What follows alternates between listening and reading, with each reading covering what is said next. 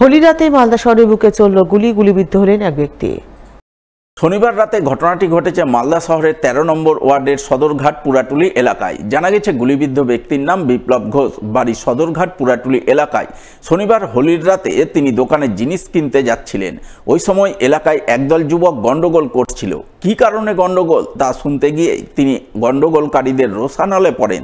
তাকে লক্ষ্য করে উত্তম মণ্ডল নামে এক যুবক পরপর ২ রাউন্ড গুলি চালায় বলে অভিযোগ।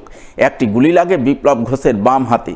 এই ঘটনার খবর পেয়ে রাতে বিশাল পুলিশ বাহিনী ঘটনাস্থলে পৌঁছায়। ঘটনায় পুলিশ 4 জনকে আটক করে, তবে মূল অভিযুক্ত উত্তম মণ্ডল এখনও পলাতক বলে জানা গেছে। এদিকে ঘটনায় শুরু হয়েছে রাজনৈতিক চর্চা। ঘটনায় জেলার আইন শৃঙ্খলা অবনতির অভিযোগ তুলে সুর চড়িয়েছেন বিজেপির দক্ষিণ মালদার সভাপতি অজয় গাঙ্গুলি। তার অভিযোগ, গত কয়েক মাস ধরে মালদায় একের পর এক ঘটনা ঘটে চলেছে, যা পুলিশ প্রশাসনের উচিত শক্ত হাতে মোকাবিলা করা। যদিও বিজেপির অভিযোগে আমল দিতে রাজি নন মালদার তৃণমূল নেতা কৃষ্ণেন্দু চৌধুরী। তার বক্তব্য, টুকটাক গন্ডগোল হয়েছে, যা পুলিশ দেখছে, পুলিশ ব্যবস্থা নিচ্ছে। ওখানে কোনো কারণে 2 দল মিলে গন্ডগোল হচ্ছিল, কোন দল সেটা আমার জানা নেই। আমি ওখান থেকে বাজার করতে যাচ্ছিলাম, তো আমি ও থেকে জিজ্ঞেস করলাম কী হয়েছে রে ভাই। ওরা 2 রাউন্ড গুলি বাইর করে মদ্যপ অবস্থায় ছিল এবং বহিরাগত কিছু ছেলে পেলে ছিল। বহিরাগতদের এখানে প্রচুর আড্ডা আছে এবং মদ্যপ অবস্থায় আছে। আমাদের যে প্রশাসন আছে সেরকম কোনো ব্যবস্থা নেয় না, নিলে আজকে এটা হতো না। আজকে আমার হাতে লেগেছে, যদি বুকে বা পেটে লাগতো তাহলে আমি এই দুনিয়া থাকতাম না। 5 মাস ধরে বেরোজগার আছি আমার বুকের প্রবলেমের জন্য, অথচ আমার উপরে এটা হলো। আমি ওদের শাস্তির দাবি চাই, আমার ক্ষতিপূরণের দাবি চাই। আইন শৃঙ্খলা সম্পূর্ণ ভেঙে পড়েছে। সমস্ত মানুষের কাছে, গ্রামেগঞ্জে এমনকি শহরের কাছে, অল্প বয়সীদের কাছে প্রচুর পরিমাণ অস্ত্র ঢুকে গেছে। পুলিশ কোনো অস্ত্র রিকভারি করে না, থানা কোনো নজরদারি দিচ্ছে না।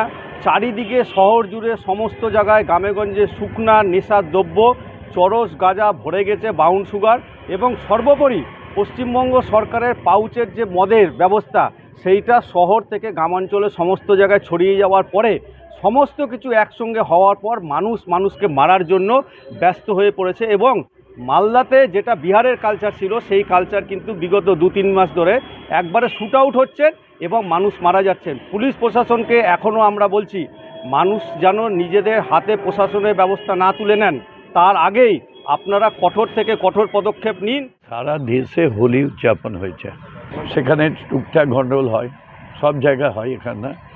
এখানকার যে গন্ডগোলটা হয়েছে আমরা শুনেছি, সেটা পুলিশ দেখছে, পুলিশ অনুযায়ী এটা কোনো পলিটিক্যাল গন্ডগোল না।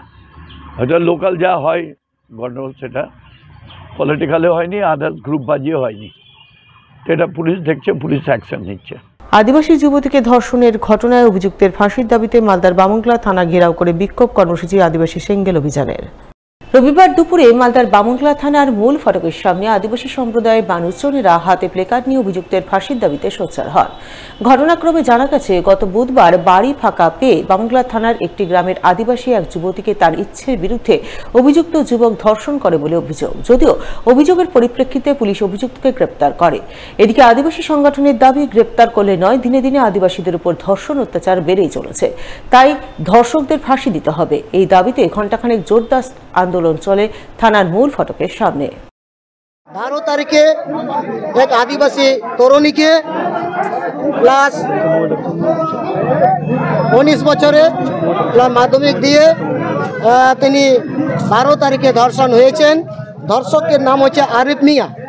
আমাদের ডিমান্ড হচ্ছে আদিবাসী সেঙ্গেল অভিযানের পক্ষ থেকে এই আরিফ মিয়াকে যাতে অতি শীঘ্রই তাকে ফাঁসি দেওয়া হোক, এটাই আমাদের মূলত প্রথম দাবি। 2 নম্বর দাবি হচ্ছে, যে ধর্ষিত হয়েছেন যে মহিলা আদিবাসী তরুণী, তাকে সরকারিভাবে তাকে সুরক্ষা দিতে হবে এবং তার পরিবারকে আইনের সহযোগিতা দিতে হবে। এই 3-4 দফা দাবি নিয়ে আজকে আমরা বামনগোলা থানায় ঘেরাও কর্মসূচি রেখেছি। এটার সাথে সাথে যদি প্রশাসন যদি এটা স্ট্রংলিভাবে যদি কাজ না করে, তাহলে আমরা আগামী দিনে পশ্চিমবঙ্গের সমস্ত থানা ঘেরাও কর্মসূচি আমাদের পক্ষ থেকে চলবে।